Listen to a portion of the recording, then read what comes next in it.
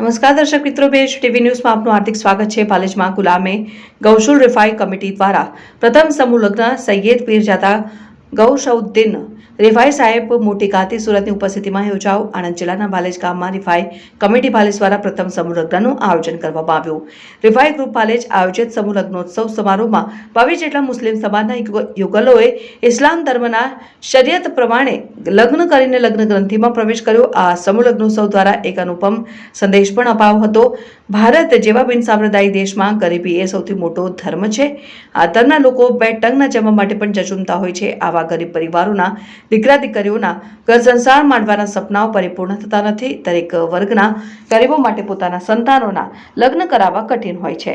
નાણાં અને સંસાધનથી લાચાર દરેક ધર્મના ગરીબો સંતાનોના લગ્ન કરાવી શકતા નથી, પરંતુ કહેવાય છે કે જેનું કોઈ નથી તેનો ઈશ્વર છે। આ સૂત્રને સાર્થક સાબિત કરે છે માનવતા જીવનનો બીજો તબક્કો એટલે ઘર સંસાર।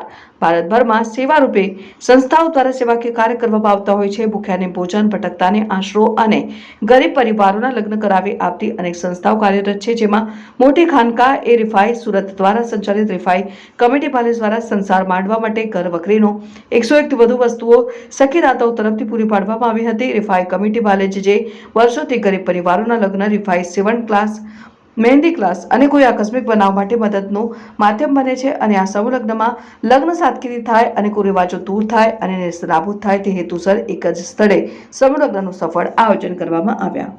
Bureau report Raju Memon, BH TV news.